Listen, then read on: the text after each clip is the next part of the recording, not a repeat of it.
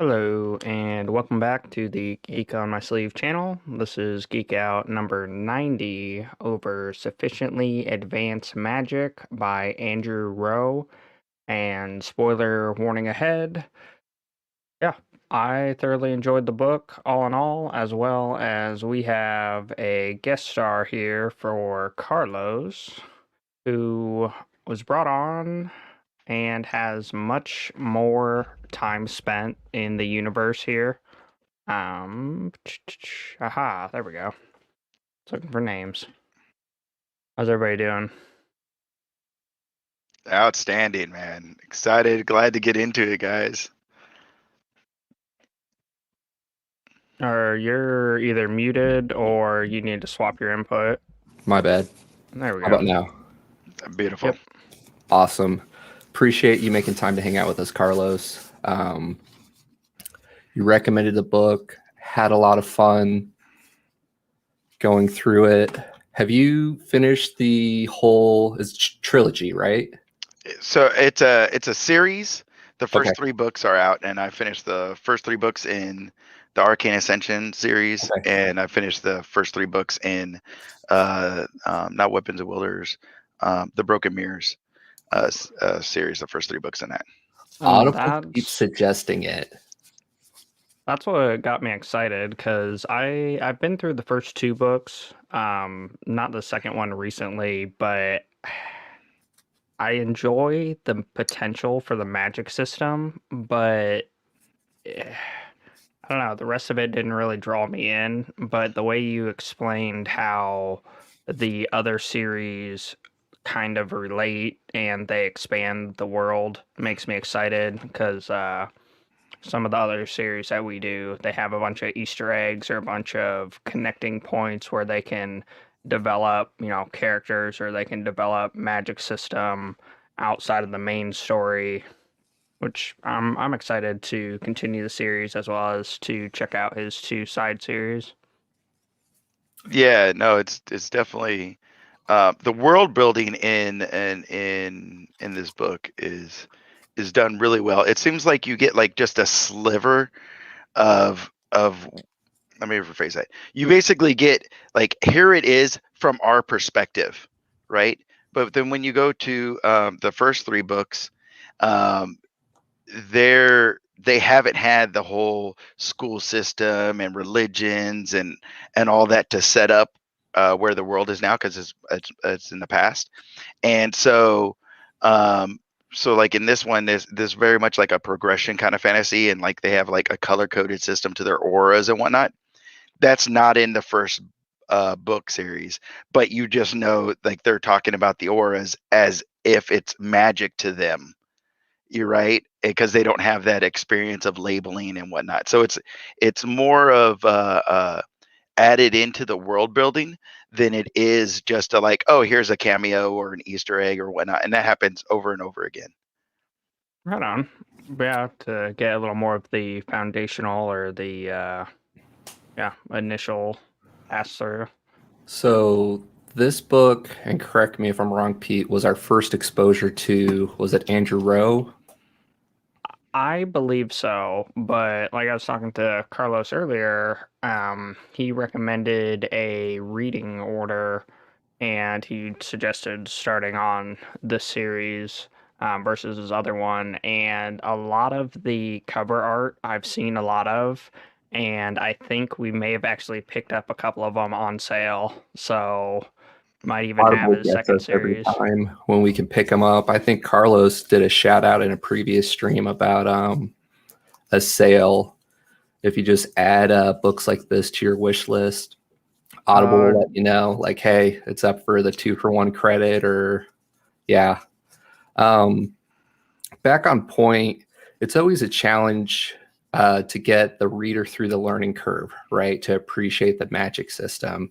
And since we're going through the life of a student here, it does a really good job kind of like working those in, even into like the classroom scenes, right? And explaining how the auras work and how the magic system and the power levels progress.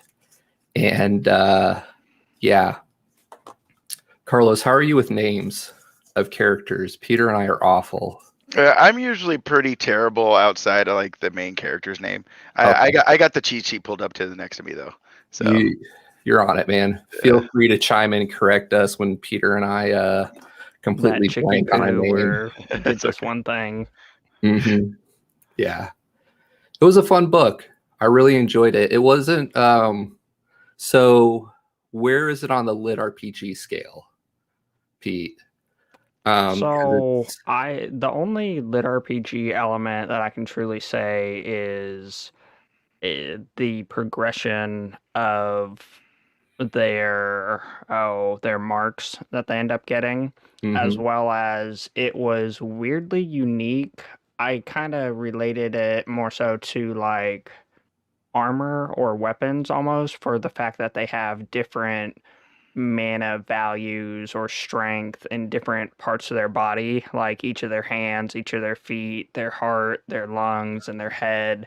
And I enjoyed that dynamic, as and well the as attunements too, right? Depending on where it is. how they advance and where they get them from. And that was one thing that was really exciting, but at the same time, it kind of broke all its rules that it put into place for me, because our guardian, when she is protecting Jin with, I can't remember the visage name. So the monsters are attacking. We end up getting teleported to the bottom of the tower because they've met our main guy, and he's supposed to talk him out of attacking. Anyway, so she essentially gets her attunement evolved, but it's not the typical progression path, which I guess it makes sense, as they are supposed to be like gods and goddesses and be able to, you've done great work for me, and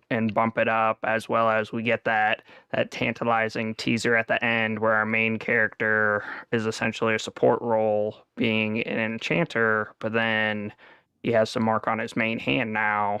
So a lot of, potential and extra going on there.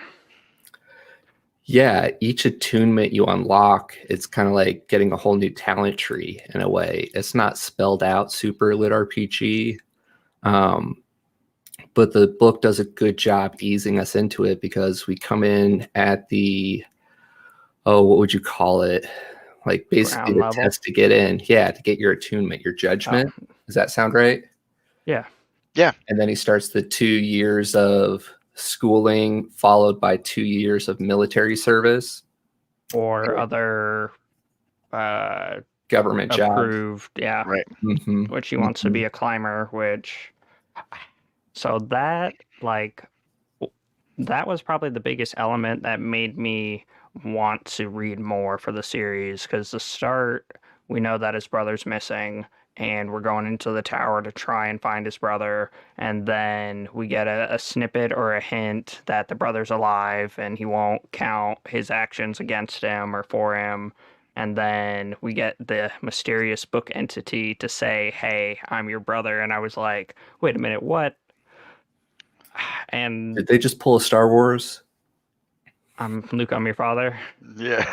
I'm your brother that you've been looking for, that you've literally asked me about.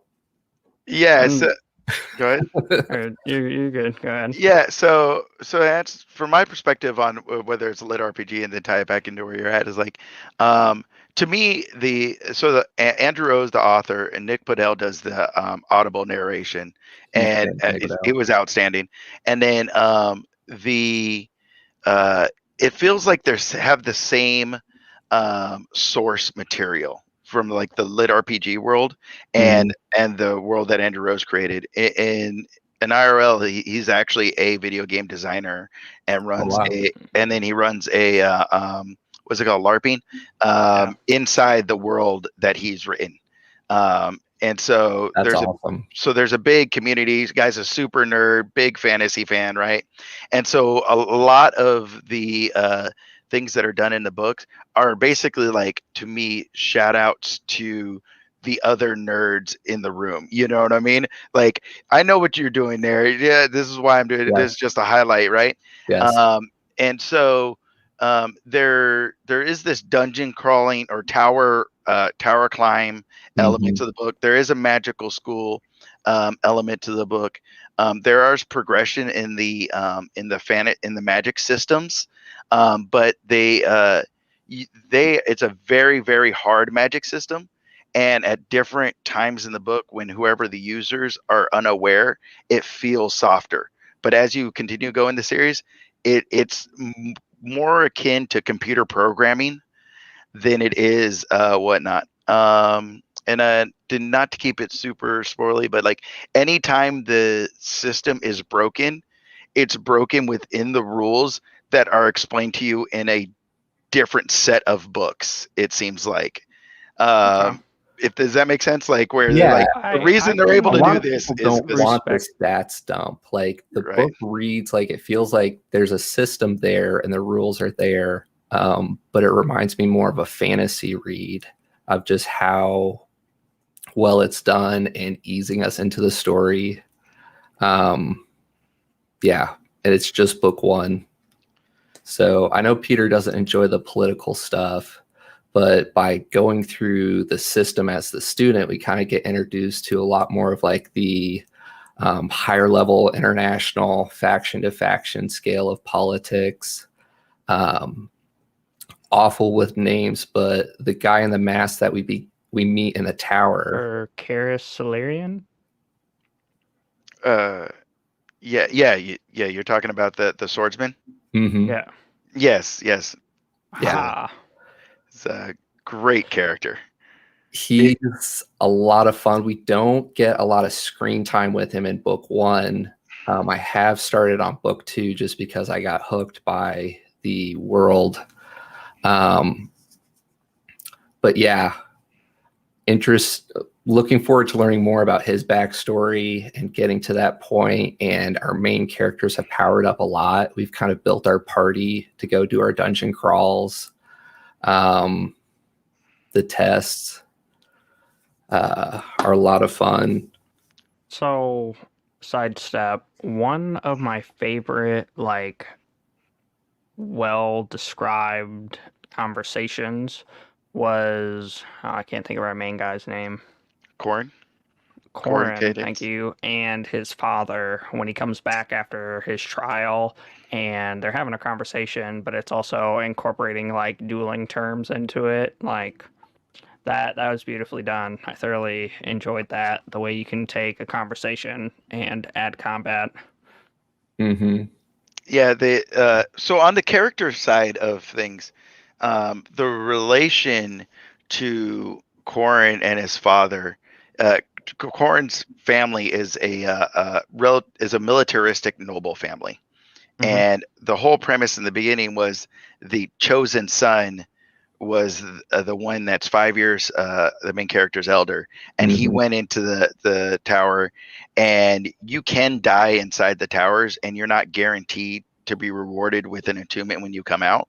But because of the nature of the noble family, and most noble families are the ones who can even afford to go into the towers, the expectation is high, and his older brother never comes out.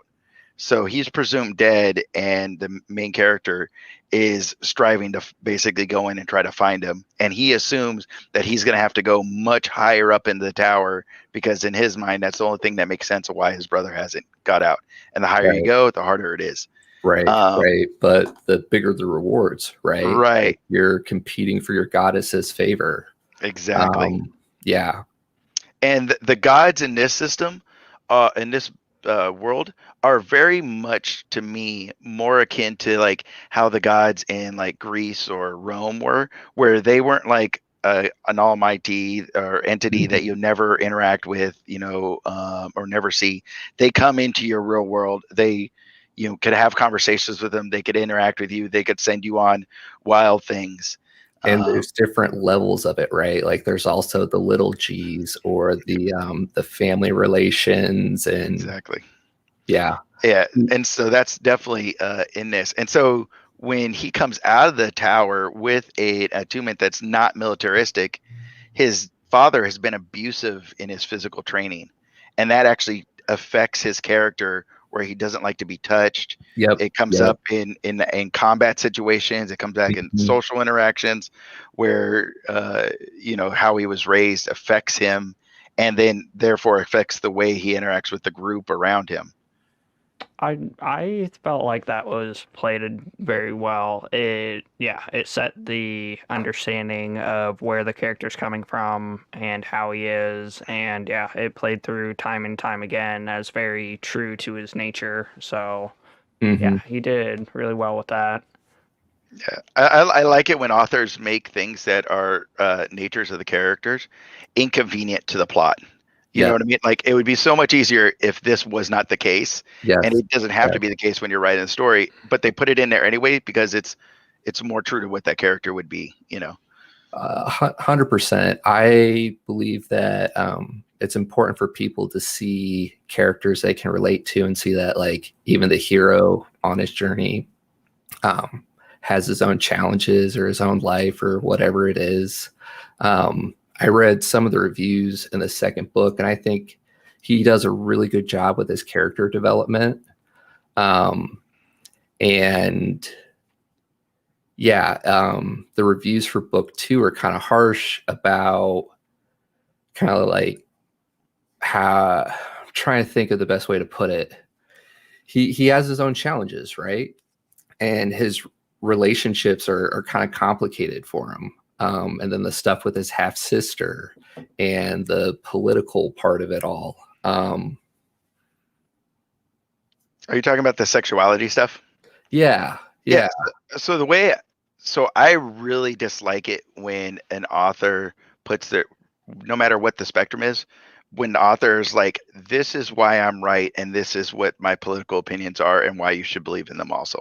And there's some sexuality because the main character does not fit inside the binary sexual construct, or I think is how it would be said. Well said. And so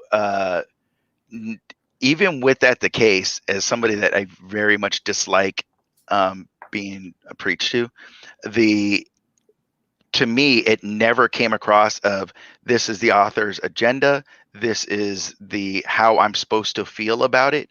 And in the book, there's never actually any physical or real like closing of ties to identify of any of the members really in the parties, what their sexualities are and whatnot. But at the same time, there are romances and they're young and there's some confusion and it just comes through naturally. Asking questions. I agree with you. It doesn't come across preachy.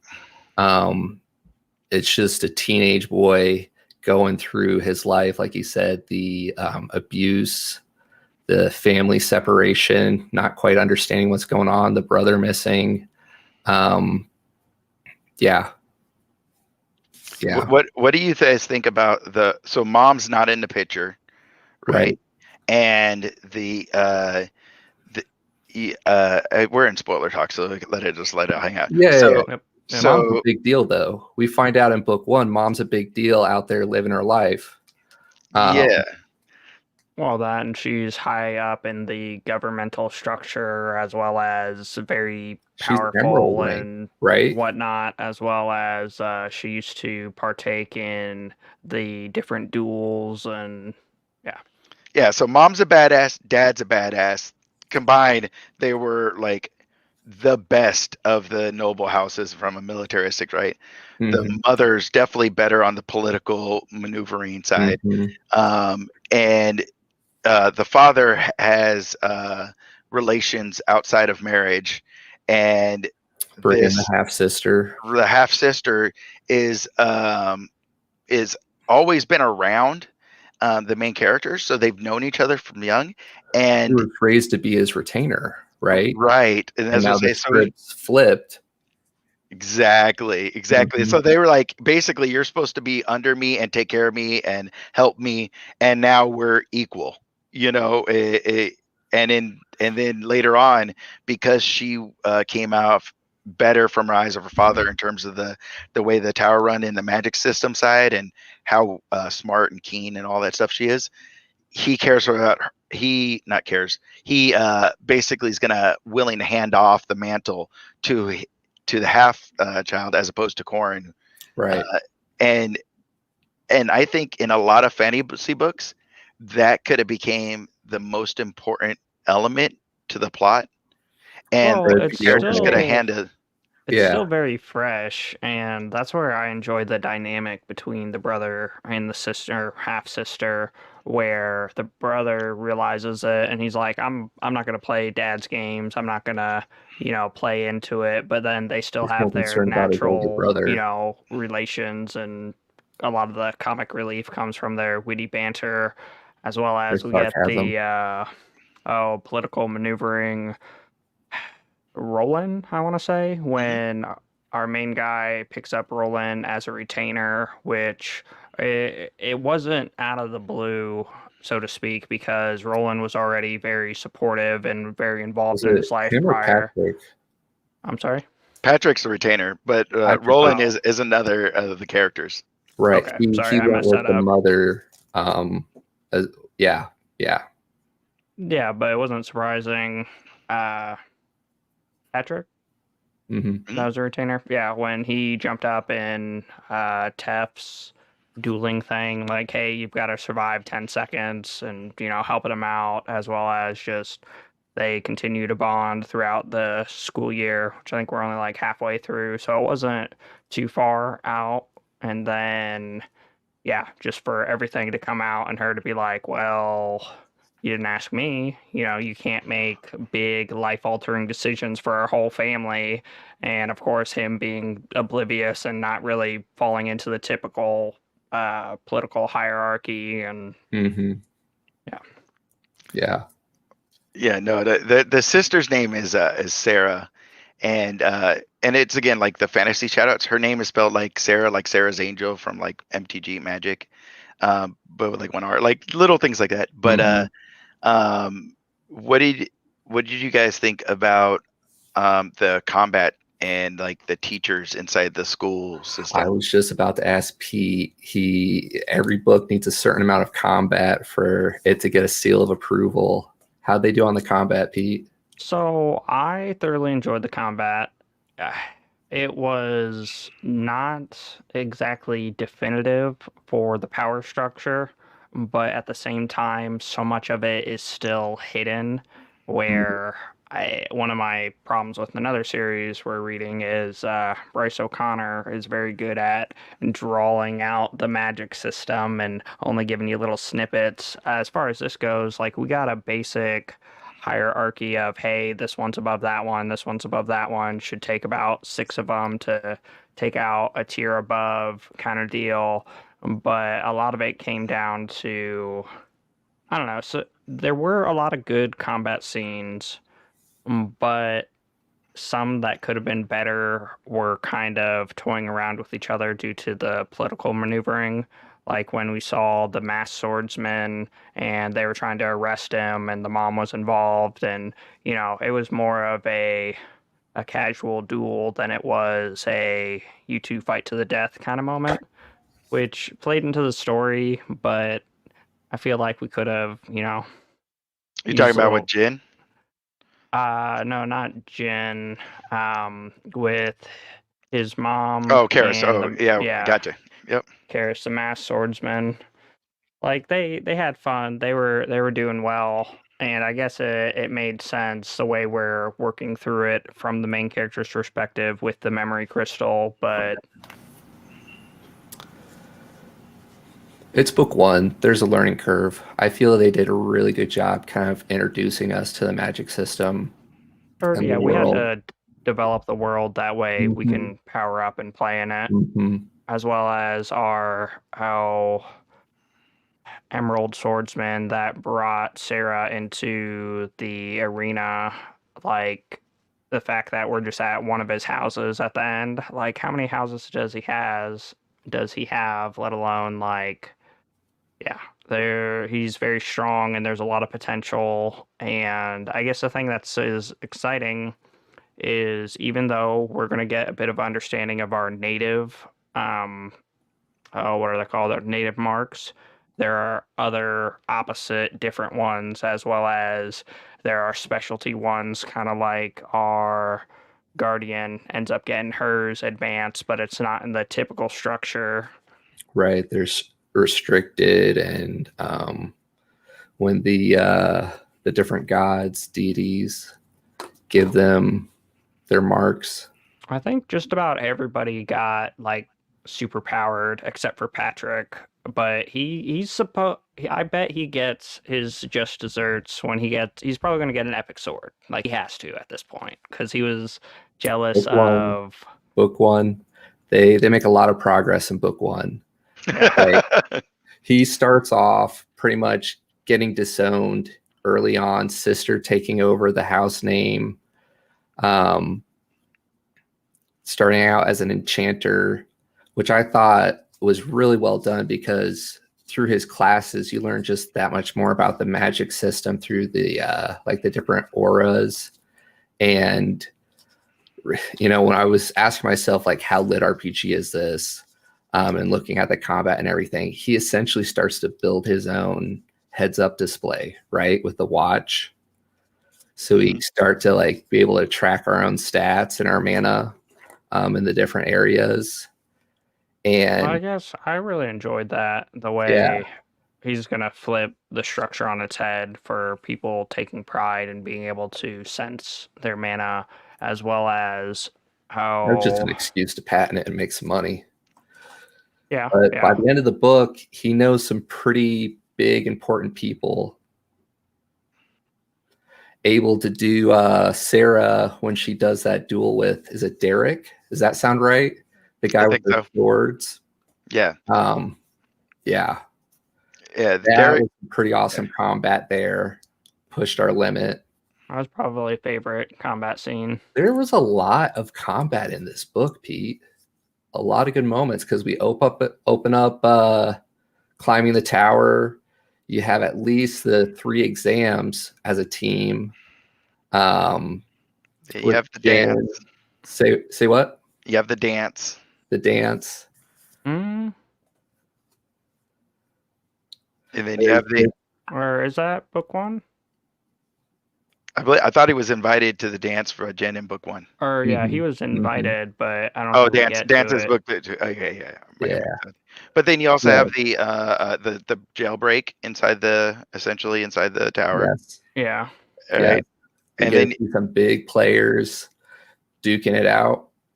And then before even the exams, you have just day 1 of class with and the school got attacked a couple times, right? Yep. So we have like giant beasties rolling into town. Yeah, but looking for people. It didn't feel like combat. I was impressed, but I was also disappointed when they're like, okay, everybody is gonna funnel into this safe place. Giant monster falls out of the sky and is sizing them up, just for a teacher to be like, hey, you're in the way. Get out of here. No flashy magic, no nothing. You just see him subtly flex. Yeah. I was a little disappointed with that scene. But it made sense because they later explained that they're all surveillance monsters and it's not an attack. They're looking for something, which does a good job developing and progressing the story, because we know I'll say every moment you're learning more about the magic system or the monsters or the stories. The scaling is incredible. It also just adds more questions, because we've got summoners who Sarah is, and she can summon different variations of the monsters. And then we have, I think you said something with a D. It's our Emerald leveled swordsman who's Derek, yeah, like a soul blade, and the fact that he like actually contracts with the monsters and they can die, and oh man. Yeah, so so what I like about Derek's character is that so when he's basically like your wealthy showman stuff, but if it's like if this fantasy world was real, there would be PvPers. Yeah. Derek is your PvPer. There's actually like an arena system inside the cities that's like a gladiatorial games type of element, where it's then he then brings Sarah into, because he basically needs a +1. He's like, don't worry, I got this, but I need somebody there anyways. And then the magic system that they're both used, it ends up helping her, is that the summoners don't just create creatures out of nothingness, and now you have a pet or a battle creature, whatever the genre is, right? To tell you, it's literally they have to go and make a deal with the devil kind of thing, and convince them to sign these contracts that allow them access to certain a certain amount of their abilities. So you could go from like, hey, I got a contract, when I say show up, you show up and you do my bidding, to I'm nowhere near your power level, oh mighty, creature. Can I just sign this contract where I could get like one of your abilities or some of your abilities that I'm able to do myself? And I thought that was super well done and unique. Yeah. And that's just one of the marks, right? That's just out one. of 50 plus or whatever. Yes. As well as combinations. Reminds me of I forget which lecture it was, but how he was saying each attunement has 2 magic types, and then they're like, well, what about, elementals or whatever? They've got lightning, and it's like, no, it's not a third, it's the combination of the 2. So yeah, each one comes with 3, but then it's just a multiplier effect the more you add and the different ones you get, as well as being able to use different parts of the body and convert it, and using, with our main guy being an enchanter, using outside sources to create different effects. So you never really know. Yeah, the like you said, with the different locations, I really like the fact that there is consequences inside their magic system. A lot of the good ones, I think, Brandon Sanderson has a class where he's like, you have to put these limitations on there, or like drawbacks. And in this one, they feel real most of the time. Like, I don't want to get confused, but in this book, but I believe Sarah, in the arena portion of it, starts to get have some negative effects to how much magic she's using and the type of magic out she's for a couple days afterwards. Like drinking mana get potion. To see that time and time again, though. The consequences. We get the uncle who was the initial head guy for our main branch family, who got them all, their title as a noble, and his was the mental magic, and it was, the tale of caution of how he overused it and essentially gave himself dementia. And then we have where, the weird melding of magics with our, I can't think of her name, our, not gladiator, our, she punches lightning. I can't think. You're talking about Marissa, the Marissa, guardian one? Yeah. When Marissa gets the foreign magic from getting her seal upgraded, her body's not able to adapt to it. And then at the end of book 1, or towards the end, when we use the attunement water that's been contaminated, and we essentially supercharge her sigil where she's got more magic than she can utilize, but it's also like changed her mark into something new. While by the end of the book, she's essentially crippled, where it's a lung mark and she can hardly speak. So she's always writing stuff down. I think there's a couple other points. Yeah.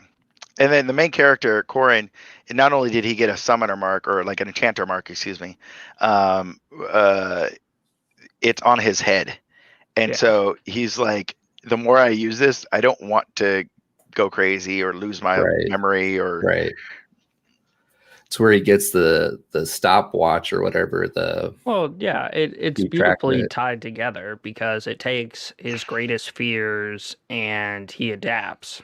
It's well done. At the same time, he's normally overanalyzing, overthinking things, but being in the support role, being an enchanter, where that's his job, is to plan ahead.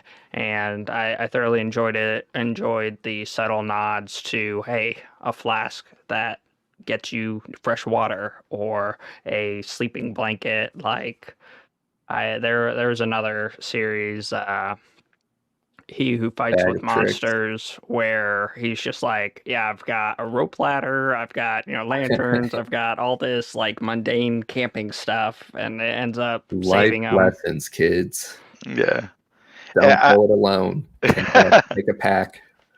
I think that I just like how the characterizations plus plot equals a progression inside the character and plot. So like just have the example we talked about where his magic is located on his head. His characterization spheres lead him to develop mana crystals, and then which ties back into the story where he then has to interact with the professor that specializes in that, and then it's given like a quest, essentially a mini quest on like, oh well, this is what you have to do to get better at that. Okay, now he has to go back to his characterization, overthink that to then achieve that, and then that cycle just continues to repeat itself. Yeah, it's just a freaking well done book. It's really well done. I enjoyed the subplot there between him and the mentorship with his enchanting teacher. Just their dynamic was a lot of fun. Yeah, very, very well done. We get a lot in the first book. Two more. It's a beefy book too. Like about 600 pages. Yeah. I like that lengtheness too, because I would say this is definitely falls in the adult fantasy genre, but it's written from a very simplistic language, and with like call outs to like a YA audience, and to give them a Brandon Sanderson or like like a 1,000-page chunker, which I think this would have been not as enticing for like the audience he was looking for. So going into 600 pages, it's like, this is epic, but this isn't like, He does a good job with the learning curve too. Like it doesn't all get dumped on you in the beginning. So it just continues to scale from when we're climbing the tower and getting our first attunement to, the end of the book. So I think he did there's a lot of elements in here that I think that if he chose, he could have written a highbrow fantasy book. But in evidence and other things that he does that are not inside the text, it seems like he's purposely trying to make it palatable and easier on the audience.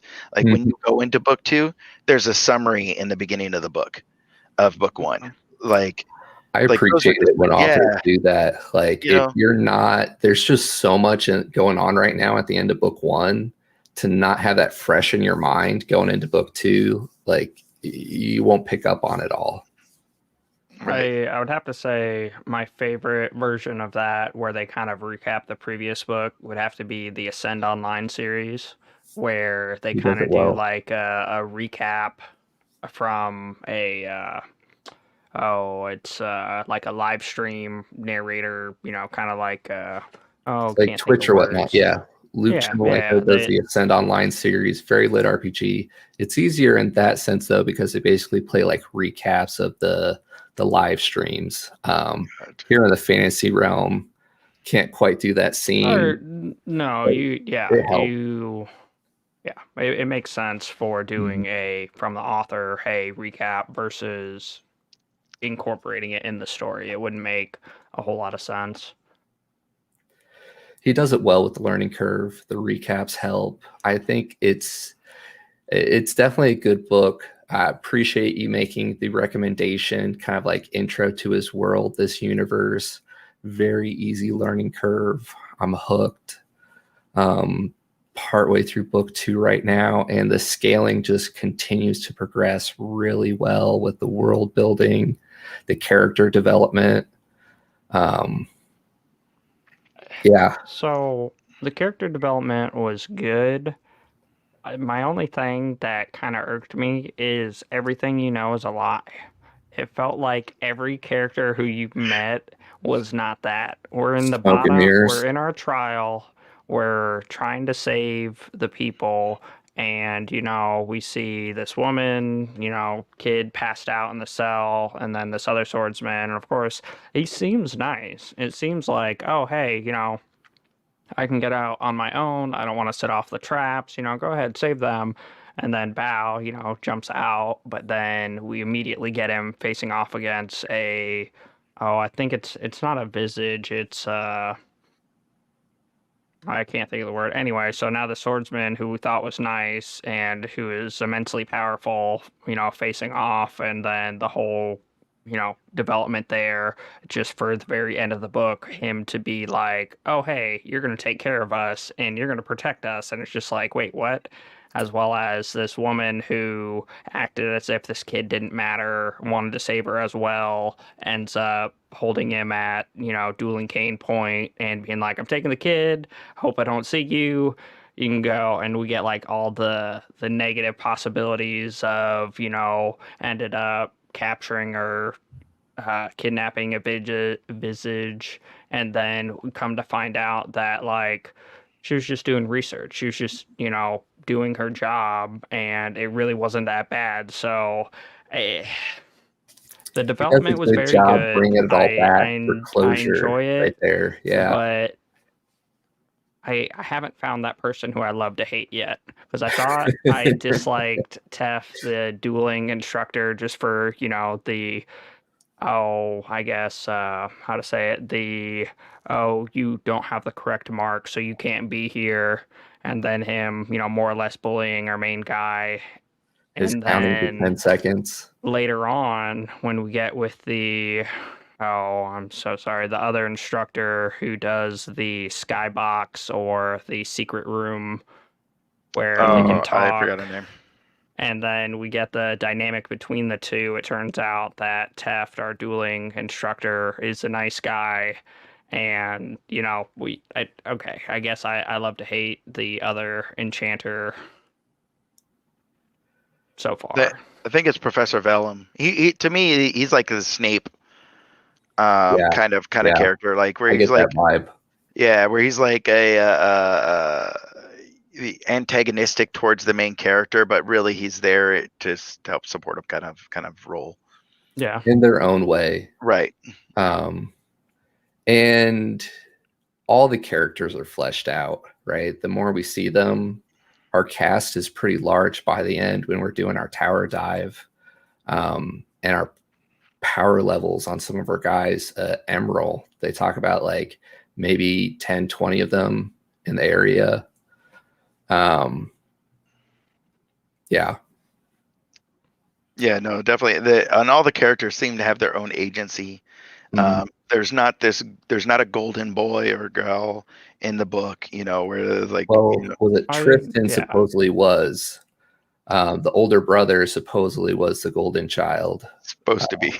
Yeah, I right. guess that's true. That's an element I enjoy. They're all misfit toys, so to speak, because Right. our main guy's been disowned. His sister's being put up on a pedestal under, provision for further analysis.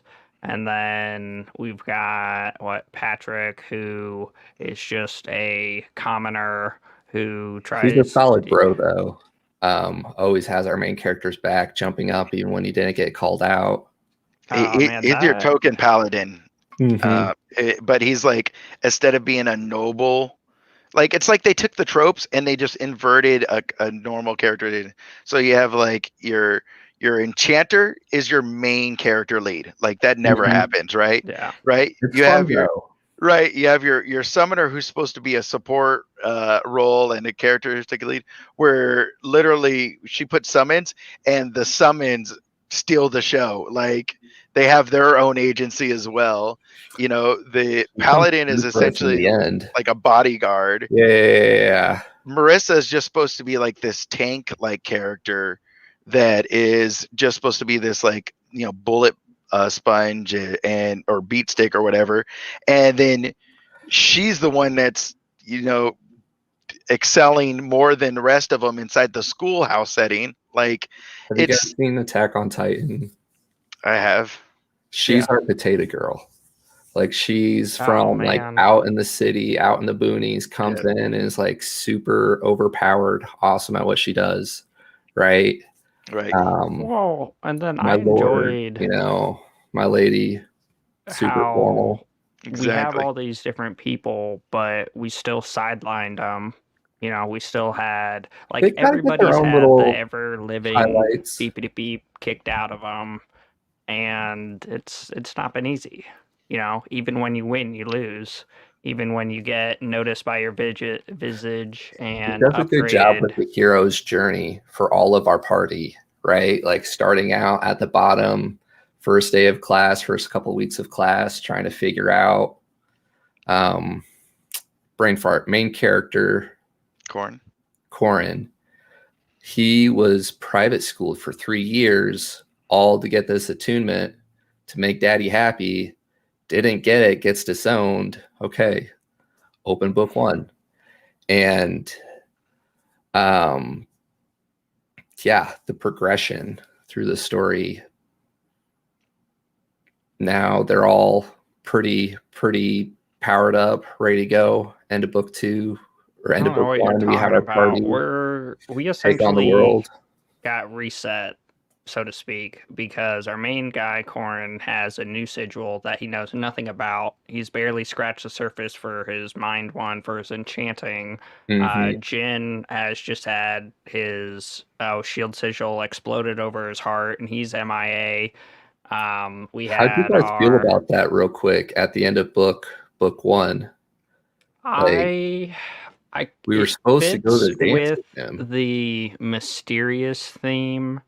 It fits with the political ramifications of geographical locations, but it feels backwards. Like, I feel like I should hate this guy or I should be curious of what's going on, but from everybody else who we've met, I see this guy coming back, saving our bacon, and yeah, it all working out. Like, I don't know. There's something about the way it all led up to it.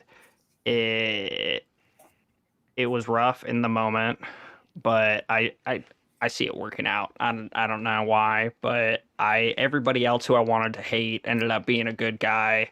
So the fact that you're telling me I should hate this guy, but he didn't succeed in any of his things. He didn't actually kill the girl. He didn't. Yeah, it's. You can relate to his reasoning though, right? Like, Yeah, it makes sense for it's not all black and protecting. white on these Yeah, characters. you got to do right by your nation, Mhm. and he's not even that patriotic, and I enjoy the They're twist pretty much of. making like overpowered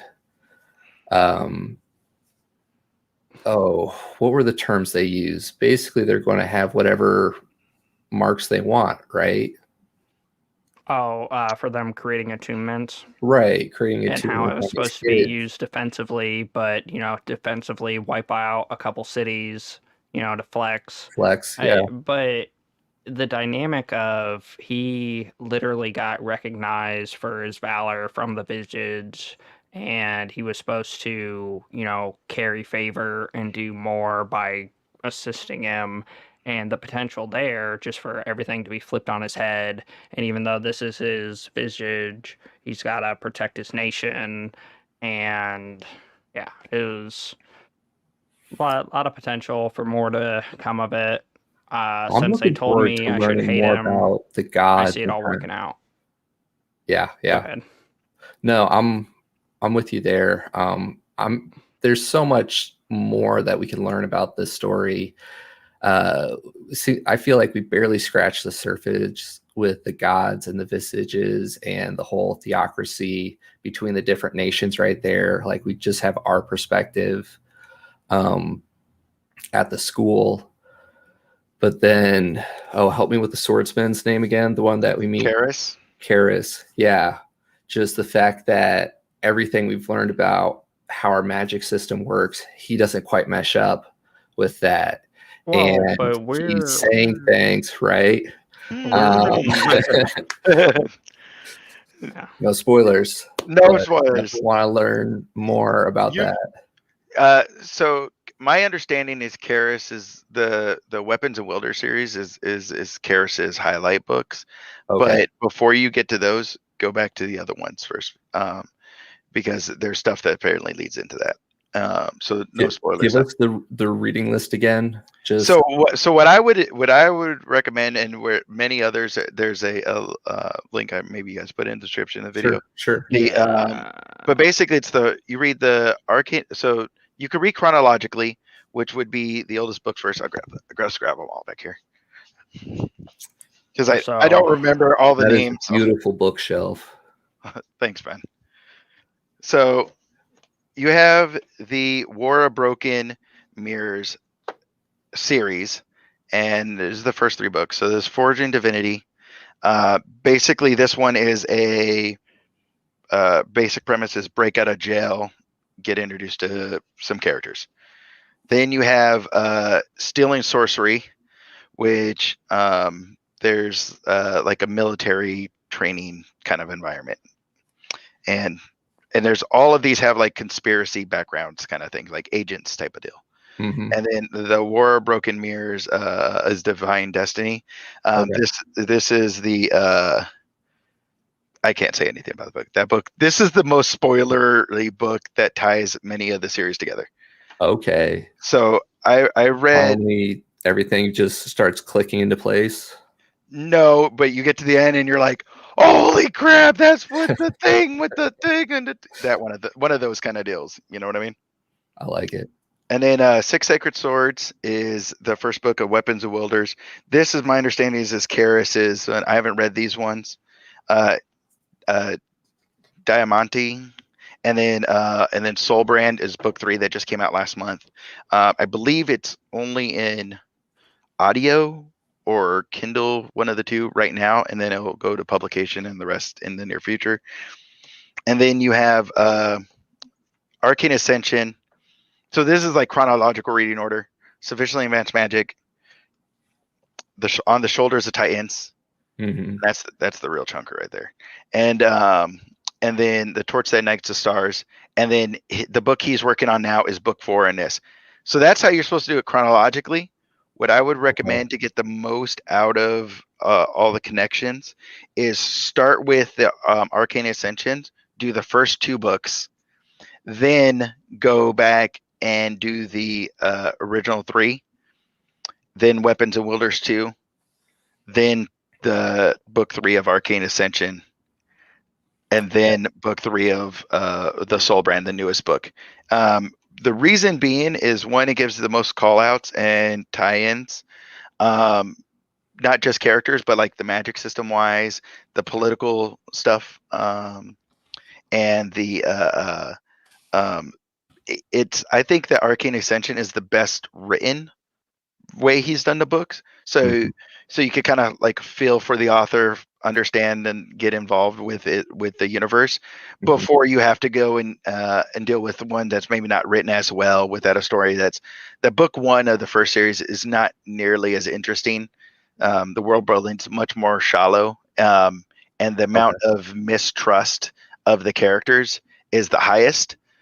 And so I think those are like negative elements to a lot of like new readers in the thing. So it's like, get involved with it before you jump into those kind of.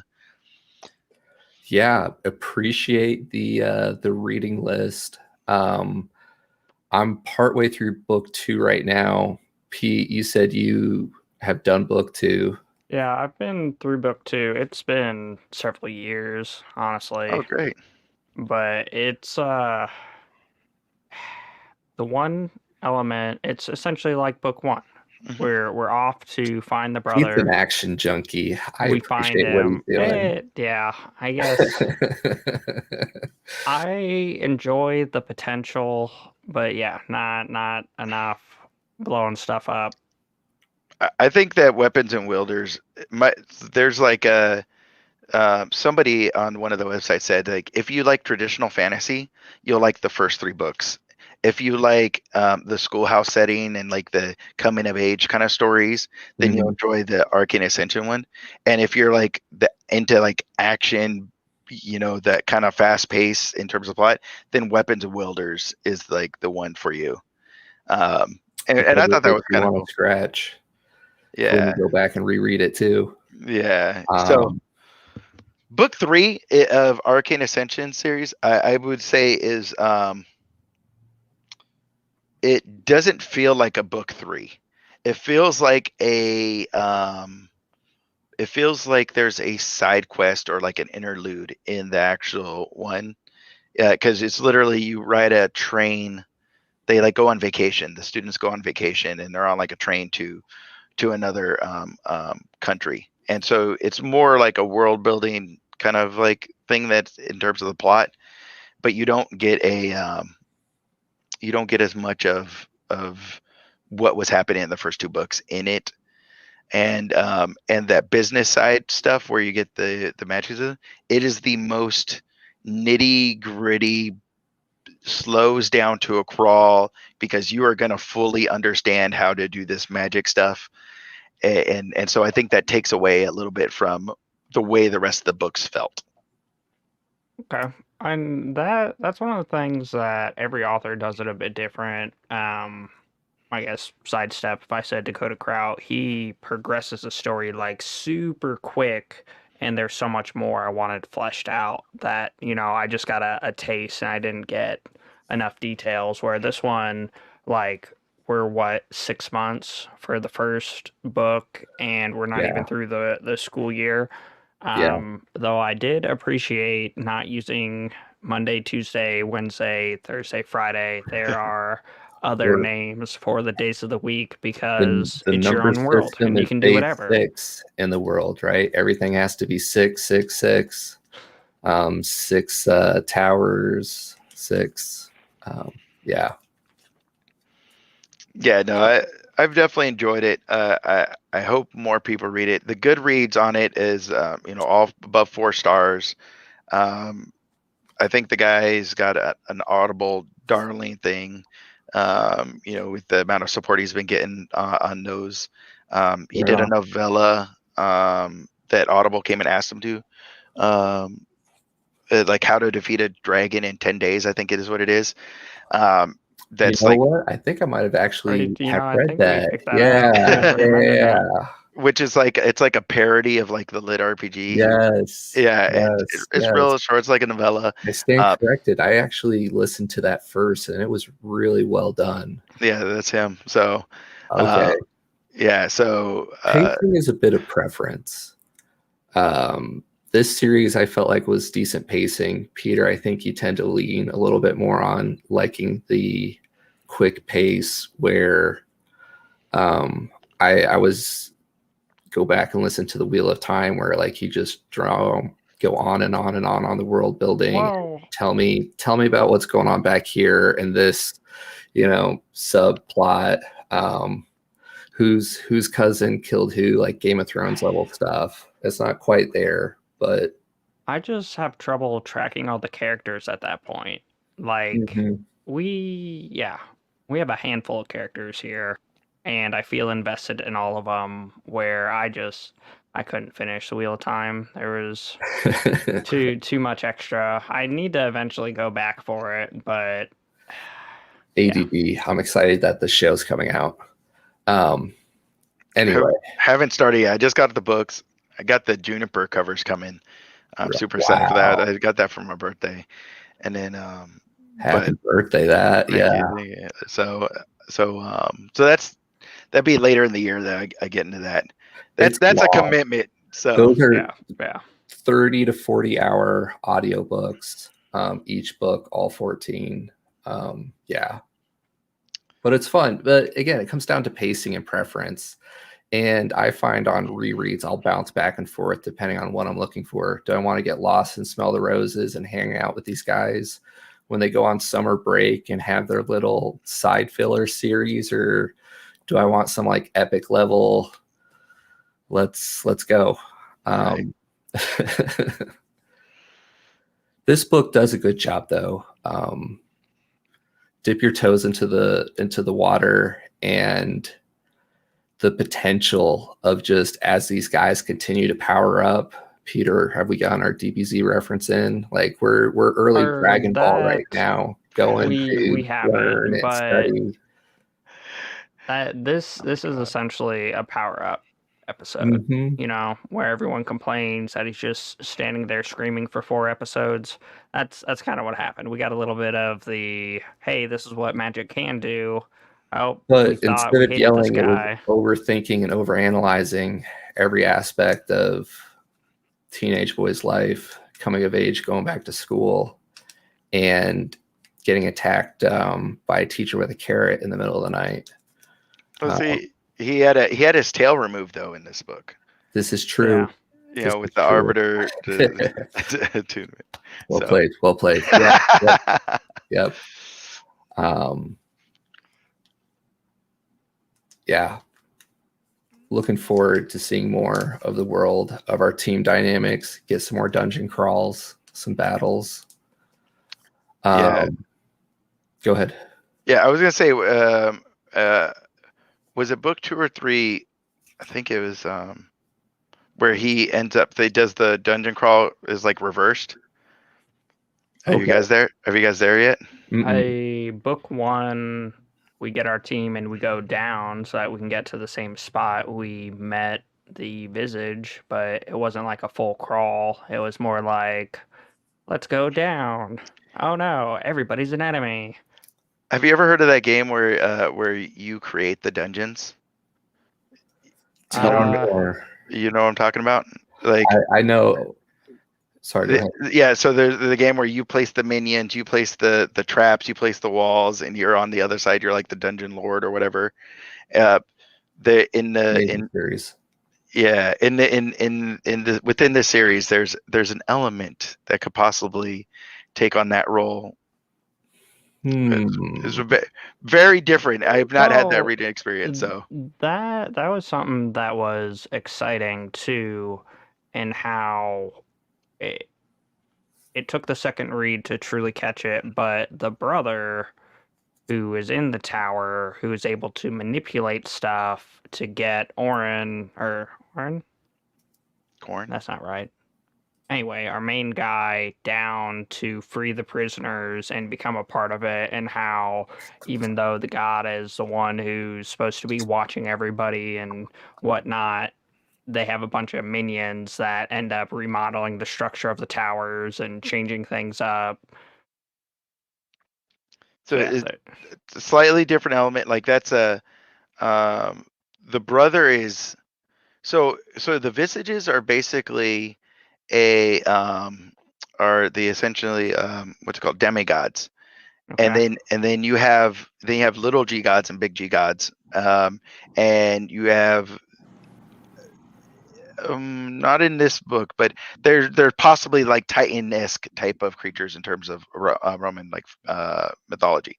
And so this brother is basically trapped inside the tower, which is owned by one of the gods, and then has a demigod at the top of it that's basically the one that's politically in charge, right? And so he's trying to work within his system to help his brother to deal his own thing, because secret societies. And so that is one step. The other one is not all the tests look like go in and defeat monster. Let me put it that way to be a little bit more they kind teasing. of emphasize that at the beginning, how there's puzzle tests, there's battling monster tests, and there's a lot of different ones. Yeah. So and I like how the you know how in the Cosmere, how the magic systems are tied to the planet, like there's you literally have like the shards, right? Where it's based off location. There is an element in this that I've not gotten to yet to be fully understand it, but the different continents have access to different runes for reasons that haven't been explained in what I've gotten through yet. And so that's one of the reasons why they do the vacation thing here. That's one of the reasons why Jin, coming from the other like school on this like foreign exchange student basically program, he has a very much different magic set of skills than everybody else that they're familiar with. And so I thought that was really cool. That's where I feel like we got a lot of world development, but at the same time, we know nothing because there are similarities Now, between the now comes types, wisdom, and you can learn about this awesome universe and all its magic powers. but yeah, Yeah. Uh, it's that's how real life works, man. Yes, yeah. The more you know, the more yes, you realize how little you understand, and yes, you know. yes. Wisdom. True. And I guess that was another thing that we were kind of missing. Like, we didn't end up with one wise old man. We ended up with a bunch of snarky um, teachers who are going to train us trial by fire. You Yeah. know, the dueling instructor walking him through his paces, attacking him. The enchanter with the secret society business, and that, or maybe not her. The other enchanter with, you know, beating him over the head with, "You tried this? You blew yourself up?" Yeah, Yep. You guys. There's no Gandalf character yet. yeah. it's well done. Really enjoy the book. Yeah, appreciate you making time to geek out with us, Carlos. We definitely want to continue the series. Well, I don't know, you want to continue the series, right, Pete? Yeah, yeah. The biggest reason I'm excited to continue the series is the fact that it has kind of like parallel side series, so to speak, that continue to develop it. Mm-hmm. As well as like the magic system is very intriguing, and yeah, there are a lot of elements that I haven't seen elsewhere that yeah, I definitely want to get into. And apparently he's working on book 4. So Yeah, And he's pretty fast with the publication. I think I he's been can putting up like a appreciate. book a year. Yeah. I will forgive authors of many things if they just keep giving me good stuff. Like yeah, a lot of our favorite guys can push out if they can do a couple a year even. That's impressive. does Uh, he do any collaborations? I oh, don't You think know? I don't think he has yet. Um, I think he has a lot of books to write. Honestly, Yeah, inside yeah. this, I think he has a novella project that has been teased, that I think is supposed to be collaborative. Um, but again, it was just a teaser. I could look it up and find it if you like. it's all good. It's all Uh, good. As of recently in the lit RPG space, I've been seeing a beep ton of collaboration events, Hey, and just more books, please. yeah, More yeah. goodness to geek out about. Having so much fun. We're actually a bit past our typical target time. But yeah, appreciate you geeking out with us, Carlos. Did we miss anything on book 1? Mm, Big pieces. no, I think that we didn't delve too deeply into some of the main theme of the book. I think is this whole like undercurrent of the story about why things are being moved in there, but there's not enough provided to really get into it in the book 1. Um, A lot of teasing, a lot of right. like details that we don't have it connected to anything yet. And honestly, I couldn't give you firm answers on that with even through the first 3 books yet about having a full grasp of what that is and why it is and what the motivations are. That you get more of it, but yeah, but that's where this book seems like it's very like it starts to involve other locations, and it starts to, you know, potentially involve other attunement types, but it's very much from the main character's perspective. So we're learning of it as he's learning of it. There are a couple people to jump in and explain it, but it's still very much from the young eyes of our 17-year-old character.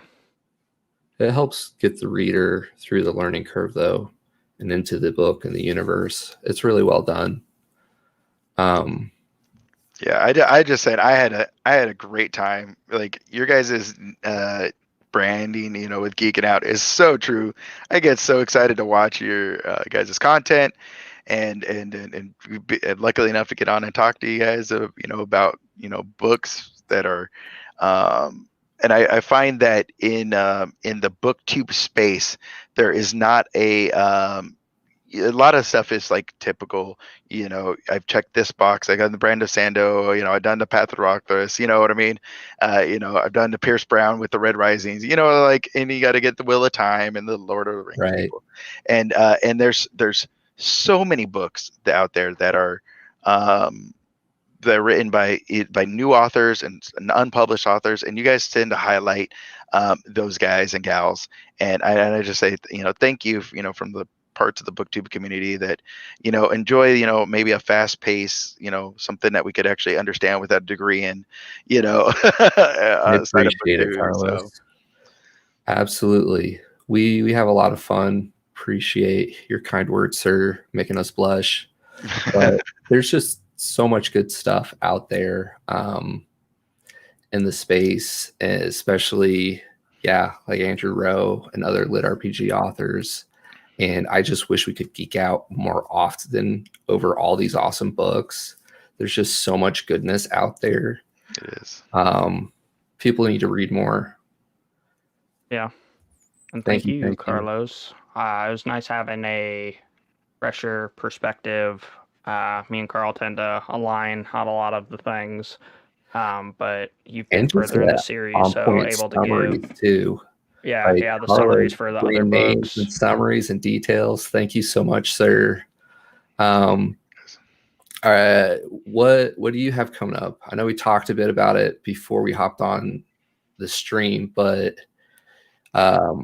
any Weren't you launching your channel? Yeah, so I'm gonna be launching Spire Metro Books. I've got the first video, edited. Just got to finish up the thumbnail and get it online there. Just setting up the whole personal life aspect around, finally getting to be a content creator on the whole BookTube thing, and to join in on that. I've been lucky to make some friends on here. That's been it's been really good, and I'm coming at this from perspective of a relatively new reader.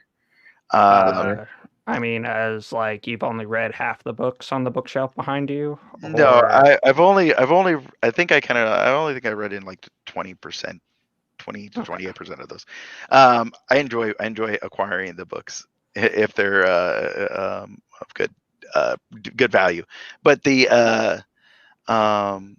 no, about 3 years ago, I got into business books. I have an MBA, and I really enjoy business. I enjoy that, learning about those type of things. And I've heard a stat that your average CEO only reads 50 books a year. It reads 50 books a year. The average person reads 1 to 4, depending on which study you look at. Mhm. And with the vast majority of people not reading any books at all. And I was like, oh, well, maybe there's something to that. So I did the first year, got an Audible account, and I got through more than 50 books that were all like businessy focused, and I was like, There's a lot of good stuff on Audible. We are Audible junkies, and like you said, like anything you're interested in, yep, they have it. Right? it's true, Yeah. it's true. And then because I'm more of a marketing background, and everything's about storytelling, and I read sci-fi and fantasy as a kid. I was like, man, I could really, and then of course they're getting the advertisements of all these other stuff, right? And fell into the booktube community and realized that there's this whole world out there of all these outstanding stories. And so I just started, diving in, head first. And last year was kind of crazy on the amount of books that I went through. But That's kind of crazy, I think, for everybody. And a lot of good reasons to geek out on books and dive more into it. And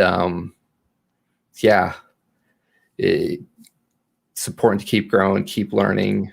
So much awesome books. The Can't remember the BookTube quote. community is a lot of fun, meeting new people, sharing ideas, talking about the hero's journey.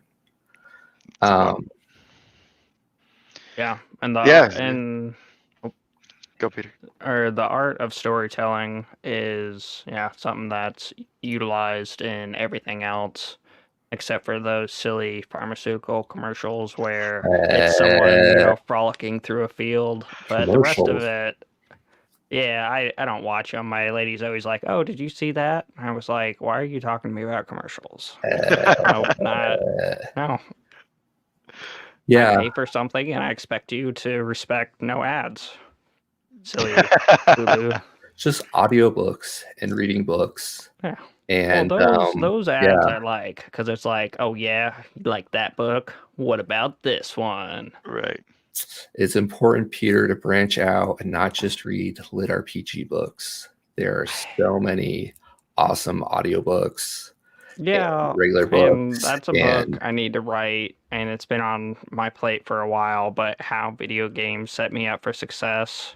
LitRPG Life. Organizing my inventory in WoW and orchestrating setting up a guild and getting people together for the raid and timing and, having your backup or your second string when your main tank can't make it because he's got something going on. Like, there's a lot of great life lessons, and that's why everybody should read Lit RPG. Yeah, it's definitely true. There's a meme on somebody that used that to build their resume. Talk about team building, organizational, project management skills, like tracking, dragging kill points and everything.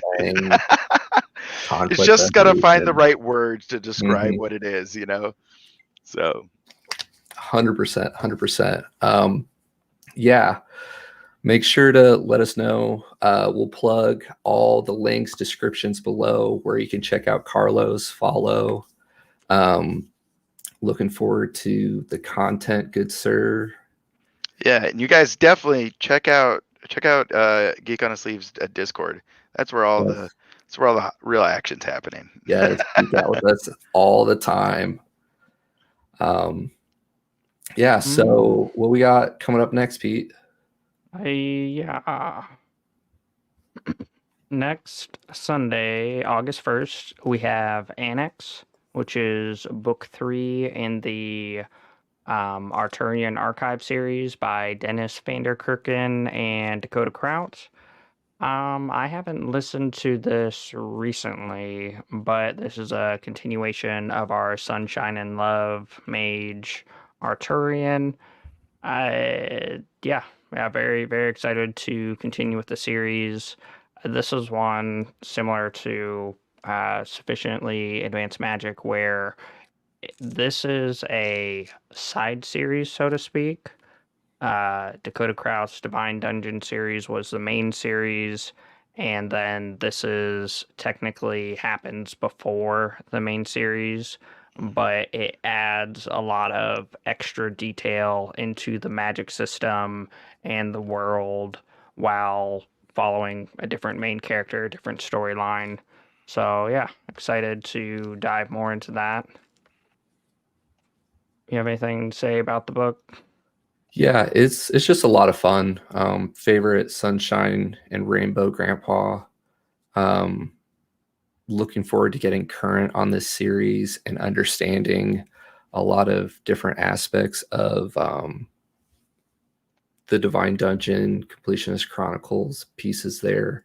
We've had a couple friends make comments on just like we were talking about with this series, right? Like there's so many layers, so much awesome goodness. It's definitely a lot of fun. They also have a solid Discord server, Mountaindale Press. So check out the links for that. And then going into next month, are we just sticking to Sundays for now? Yeah. I'm super excited to talk about Life Reset, book 6, the conclusion of the series. Gosh, Pete, we were just talking about this. This is first 10 of our Geek Outs, right? Yeah. This one holds a special place in my heart where it was one of our first Geek Outs that we did. This is book 6 in the series. It is conclusive to the series, but leaves a bunch of opportunities for side series. This series is one that normally I'm okay if you like paperback or Kindle or whatever. No, do this in audio format. The What he's like saying is you're wrong. The only way to consume this content is through sound booths, theaters, performance. Yeah, Go on. like everybody keeps telling me I should get emotional at some of the sad stuff that happens in the Arturian archives, and I'm like, meh. But then, oh man, This the had him musical bawling. number He at the cried. He end, called me at like like I 3 shed a a.m. tear. There was a little tear there.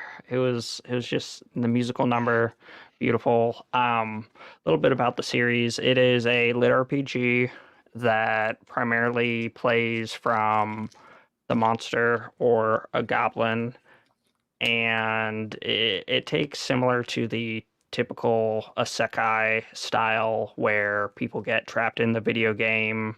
Are yeah, it, yeah, it's a great It, series.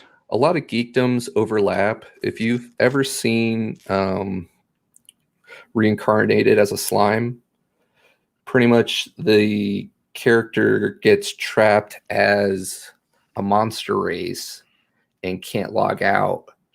And we start out at like 8x time dilation. So Or I thought it was 12. maybe it was 12. I don't know. Somewhere around there. It ramps up later. But yeah, a lot of fun. Should definitely check it out. Great time to pick up a series. I used to have a hard, fast rule that I wouldn't start a series until we were close to the end. George R.R. Martin, I'm looking at you, sir. About like 700 audiobooks ago, the first series I picked up was Game of Thrones.